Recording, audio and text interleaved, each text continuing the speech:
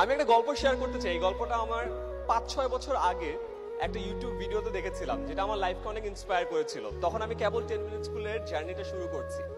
আপনারা তো সবাই উদ্যোক্তা হতে চান, রাইট? উদ্যোক্তা হতে চান তো?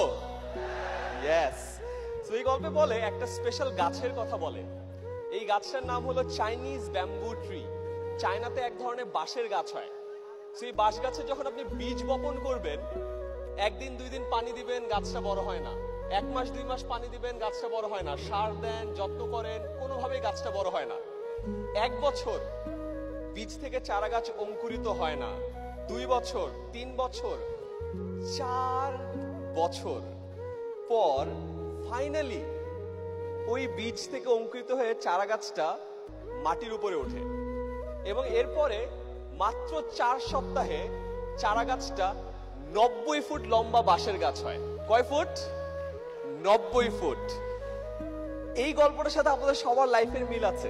আপনারা এখন অনেক কষ্ট করছেন, অনেক কষ্ট করে ঢাকায় আসছেন, অনেকের সাথে পরিচিত হওয়ার চেষ্টা করছেন, নেটওয়ার্কিং করছেন, কল দিচ্ছেন, হয়তো পাত্তা পাচ্ছেন না, অনেক জায়গায় যাচ্ছেন, কাস্টমার কিনছে না। মনে রাখেন, আপনারও বীজটা একটু অঙ্কুরিত হতে টাইম লাগছে। ওই যে 4 বছর একবার করে একবার যখন ওখান থেকে বের হবেন, 4 সপ্তাহে 90 ফুট এই স্টেডিয়াম পার হয়ে যাবেন। ঠিক এখানে একটা মজার বিষয় আছে। তখন ওই চারা গাছটা দেখে বাকি মানুষ কিন্তু বলে যে আরে মাত্র 4 সপ্তাহে চারা গাছটা 90 ফিট লম্বা হয়েছে। আসলে কি 4 সপ্তাহে 90 ফিট লম্বা হয়েছিল? 4 বছর 4 সপ্তাহে 90 ফুট লম্বা হয়েছিল।